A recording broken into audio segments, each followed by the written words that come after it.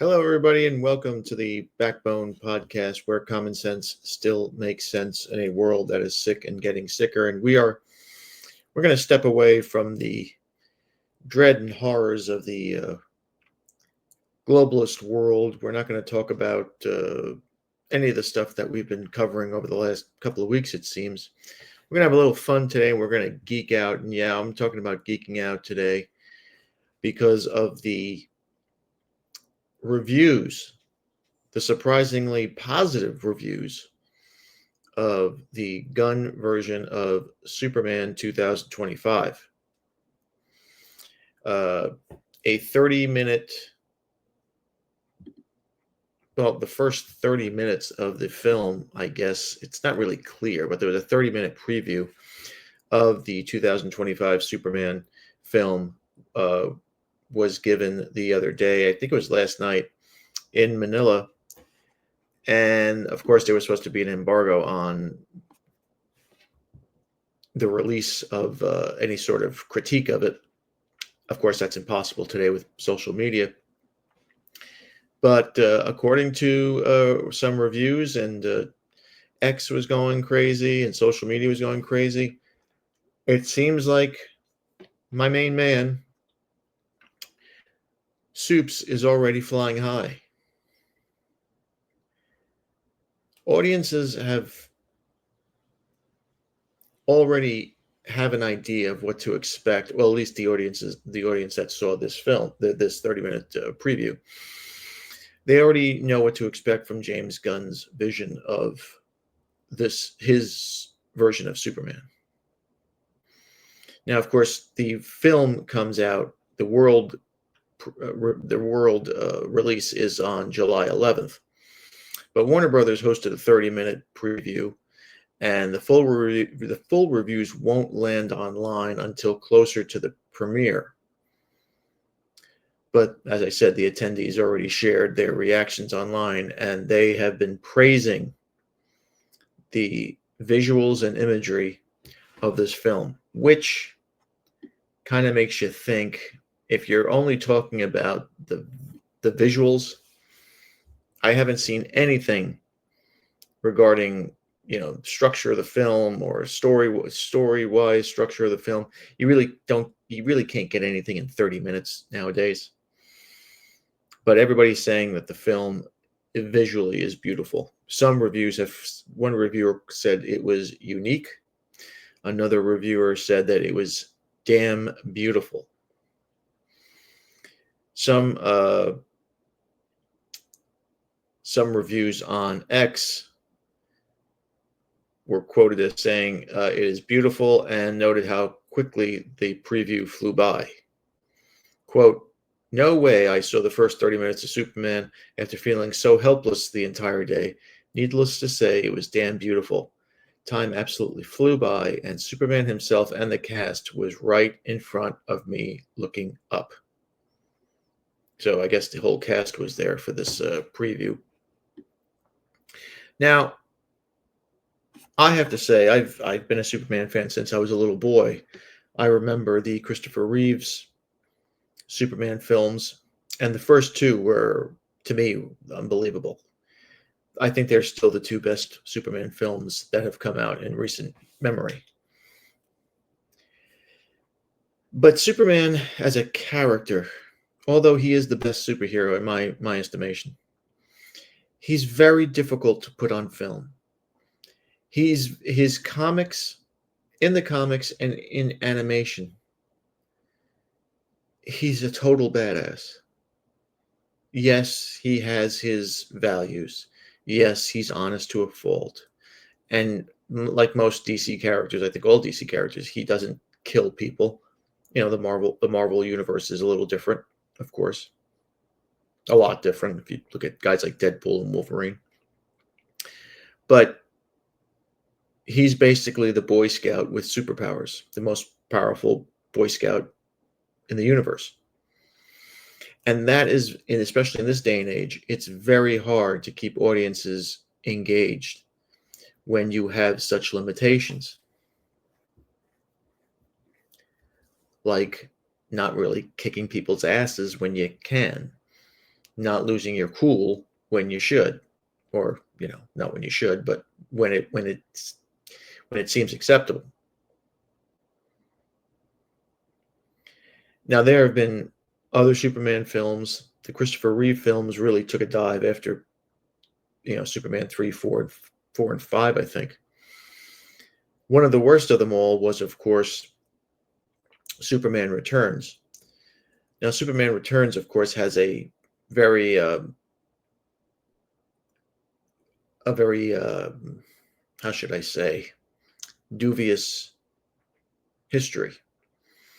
There was a great documentary by a guy, and damn it, I forget the name of it. It was the guy did a whole documentary where he went around and he interviewed uh, everybody under the sun that was involved in a Superman Lives production that never came about. It was supposed to be directed by Tim Burton.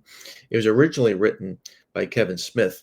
And the reason why this documentary um, came to light, and I got to look it up now because it's going to drive me crazy.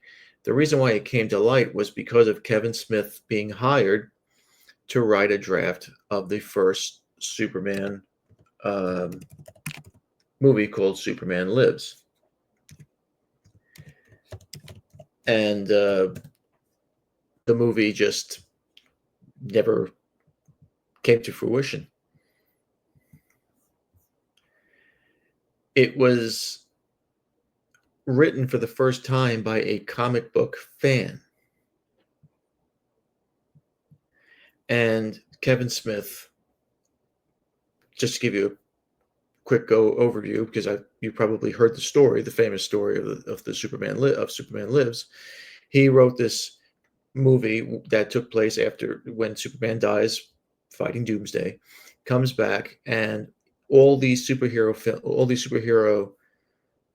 superheroes kind of did a crossover into this Superman movie. So you saw Batman and Aquaman and Hawkman and all this other stuff, and you saw all these crossover of villains, and it looked like a grand idea. Tim Burton, of course, was signed on to direct, and of course, if you know, he wanted to famously hire Nicolas Cage as Superman, and that awful picture of Cage comes out, which scared the shit out of everybody. But I can't find the name of that documentary that came out, but it was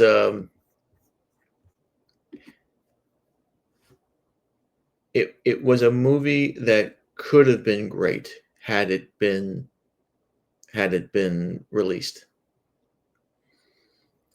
And of course, it wasn't. That movie went into what they call pre-production hell, and they scrapped it all together until they desperately gave the movie to a guy named Bryan Singer, who made Superman with Brendan Roth, who I thought was the perfect Superman. I mean, he looked like Superman, but the story was just so bland and such crap. I mean, they made Superman out to be basically a stalker. I mean, he didn't punch anybody. Man, Superman punches people. And it looked like it would be the end of Superman Forever.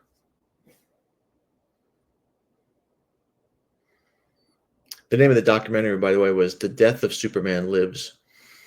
And it had Kevin Smith in it. It had Tim Burton interview in it. It had people who were working for Bryan Singer on the Superman Returns movie. It was a pretty good documentary if you get to see it. That guy, after making that documentary, died tragically. I think he might have been ill. But that was a long line of bad Superman movies.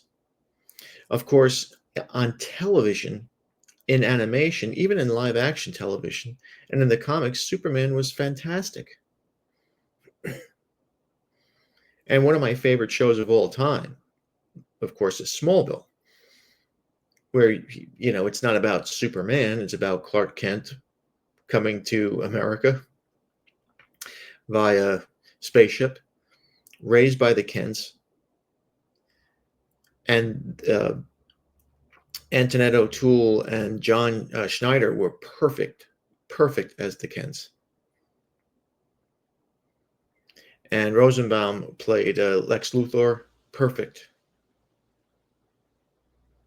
I mean, the cast was just wonderful. The only person that I really didn't fall in love with in that movie, Lana Lang was fantastic. Even the chick that she wasn't really a character from canon, but she played Chloe in the. She was like the girl, she was like an investigative reporter. She ended up in real life being arrested for being involved in a sex cult, but that's another story. Um, Everybody in that movie was cast perfectly, except for the Lois Lane character. I think her name was Durance or something like Lauren Durance, something like that. She just she was trying to be way too bitchy. And I think that's the downfall of the Lois Lane character is that these modern women, these modern writers and actors, they try to make her out to be, instead of this investigative reporter, they try to make her out to be this bitch that just sticks her nose in places that don't belong and doesn't really get into trouble because she's too tough. She's almost tougher than Superman himself, which is ridiculous. Margot Kidder was a great Lois Lane because she was, even though it's technically Metropolis, she had a very New York attitude to her. She was a woman and she was weak and she was like, oh my God, what's going on here? But she was still a reporter. She was a hard nosed street reporter who always asked questions, who always got herself into trouble. But when the time came when she was going to die, guess who came to rescue her? Except in Superman, in the first Superman, Christopher Reeve's movie, where she does die, and he does that awesome thing where he spins around the Earth in reverse and he makes the time go backwards, which I thought was just fucking brilliant. And of course, she comes back to life; she doesn't know what's going on. But the animation and the TV Superman and the comic book Superman versions of the character were always brilliant, except of course for the Lois and Clark Superman show, which was on mercifully for like 3.5 seasons, and then it just went away. Thank glory be to Jesus, because they made Superman out to be, or Clark Kent Superman out to be, such a cuck in that show, and I'm going to do a show on that right before. I'm going to do a couple of podcasts on my reviews of the different Superman's TV shows and films next week. I'm going to try to dedicate next week all to Superman, unless things go crazy around the world, which they probably will. But getting back to this one, it seems that this film has people excited, and it has me excited, because when I saw that trailer, that was just kind of awful. I thought, this James Gunn has destroyed my guy.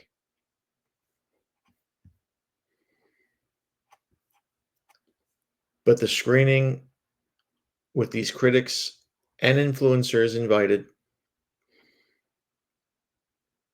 seem to have all agreed that this is pretty damn good.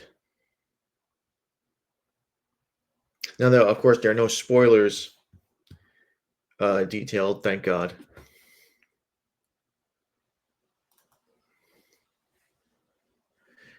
But it just seems that everybody's talking about the visuals of this film being spectacular. Social media posts again say, a friend saw James Gunn's Superman today. He said that it's a 180 degree from Zack Snyder's version. He told me a lot of things, probably too much. He said the trailer has been a bit of a misdirect, but the most important thing is he really, really liked it. And there are other posts saying, I hear Superman is good. Superman's been described as live action. Now this is where I like the news. All right, so everything DCU, which I have here on the in the background here, It's a very good site if you're a comic fan or a DC fan. I would go to it. They posted Superman has been described as a live action episode of Superman the Animated Series. It's very Silver Age. It's got a lot of those sci fi tropes. It's big in spectacle, drama, and laughs, big in its heart, very earnest film. Okay, if you're telling me that this is going to be a Superman, that it's been inspired and they're going to take bits and pieces of the animated series, especially from the Silver Age, I'm more confident that this movie's going to be great. If you were going to make it a modern day Superman in 2025, where he gets bossed around by some boss bitch, where he gets his ass kicked and he has to be saved by some, uh, you know, transgender black Jewish superhero because Superman can't, defend himself and save himself, then I'm kind of like, oh shit, here we go again. But if this is really Silver Age-ish Superman, this is going to be a great film.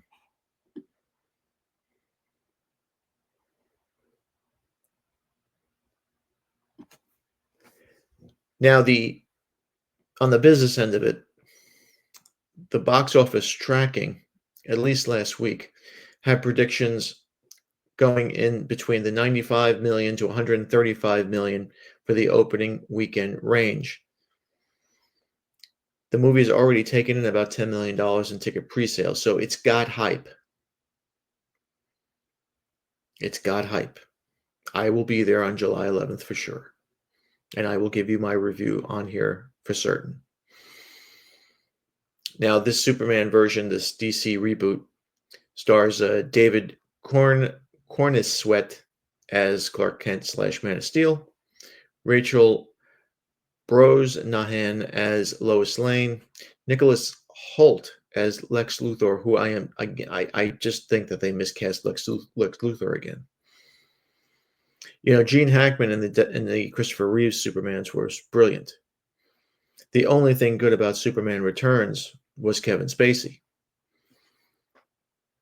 Of course, Rosenbaum in Smallville was brilliant as a young Lex Luthor, even though they kind of messed up his story at the last two seasons. He left the last two seasons of the show, but he returned to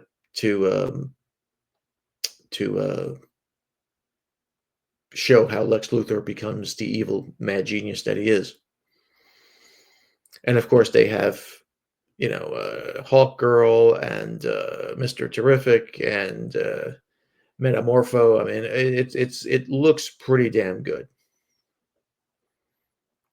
Eve Tessmacher is going to be there.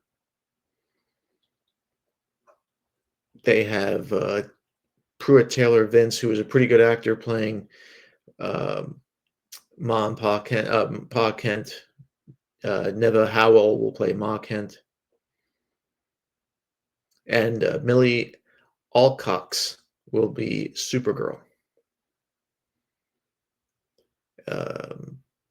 That has been confirmed, as she will be in the Woman of Tomorrow movie, which is almost set to go. So far, so good. But, of course, this was only a 30-minute preview. And we're only talking about the visuals here. No one has said anything about the story, if it gripped them, if it was, exciting. One guy did say the 30 minutes went by fast, but that could be because they just cut the film very fast. Now, Geek Culture, which is another great site that you should visit if you're on X, describes the Superman movie as watching the comics come to life. Again, that's great. Noting the film's vibrant colors and masterfully crafted sequences. Okay, so now we got into story structure now, because the problem with the film, especially after the trailer came out,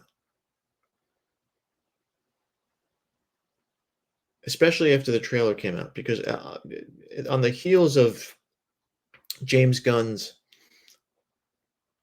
controversial moment in the Superman trailer, which the director admitted was not a finished shot. And he said, and this is what really got me down.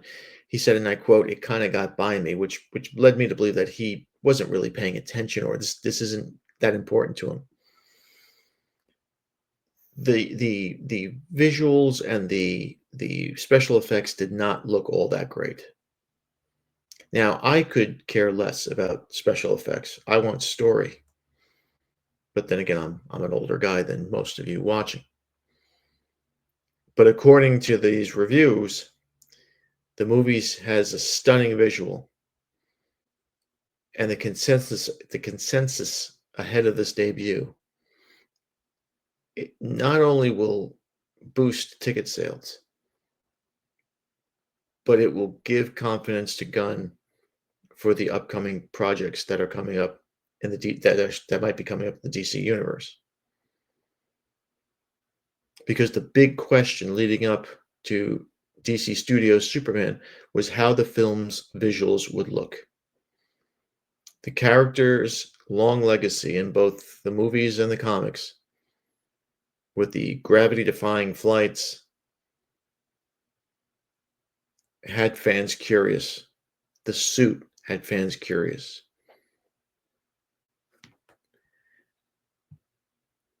And I have to admit, I was curious too.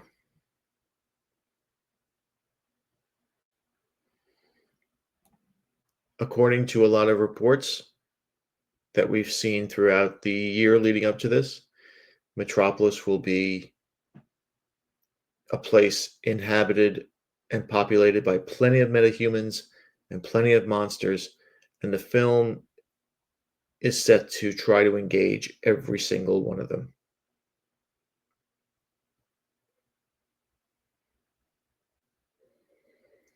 Now, I don't know if this is the official title of this, but in some of the articles that I'm reading here, the 2025 film is also the first theatrical release from Warner Brothers' new DC universe, and this is considered Chapter 1, Gods and Monsters of the 11th movie was just announced. Superman arrives in theaters, of course, on Friday the 11th.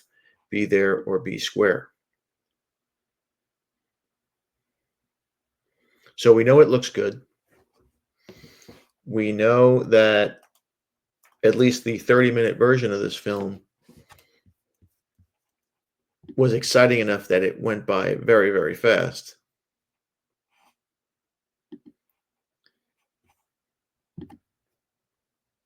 But how's the rest of the movie? We'll see. We shall see. Because if there's any hero that deserves a monumental film like the one that came out in 1978, it's Homeboy right here. Now, I thought the Man of Steel films were okay. I thought they were good. The Snyder films I thought were pretty good. Again, the villains were just didn't hold up for me. The choosing of Jeffrey Eisenberg as Lex Luthor was awful to me. He was just too childish. He wasn't masculine at all.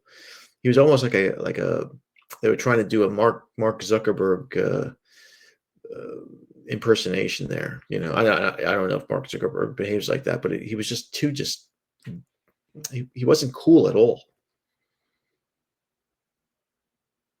And of course, the Batman fanboys will always say how Batman kicked Superman's ass and he one-upped them and blah blah blah blah blah. Which we all know, if you're into DC canon, it's not official canon that Batman could even hurt Superman. That was a Frank Miller graphic novel called The Dark Knight, written in 1986. A brilliant, brilliant book. But it made Superman out to be this government tool for Ronald Reagan. And they have to bring an older, elderly Batman to heel. And of course, as the Batman fanboys say, Batman had time to prep. And he defeats Superman, which, again, I know it's a comic book. I know it's make-believe. but the powers that Superman has, Batman wouldn't stand a chance, right? I mean, you punch Superman in the face, you break every bone in your hand, wrist, forearm, elbow, arm, shoulder. I mean, everything breaks. But the movie, and I know I'm starting to geek out over here, but the movie already is getting the hype that it needs because DC needs this film to be great. You can have all the great Batman movies, you can have all the great Flash films, you can have all the great Aquaman films. It will only take off when the guy in the blue suit takes off.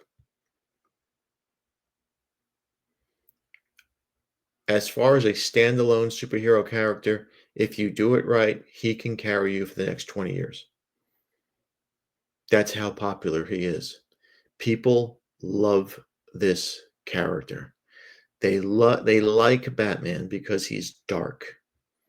The DC characters alone, the movies were brilliantly made because they had comic book fans that made them. Jon Favreau was a comic book fan. And they had a great cast. But Iron Man by himself, come on. A guy in a metal suit, flying around, talking to a AI computer. I mean, Superman's villains are just awesome. Brainiac and,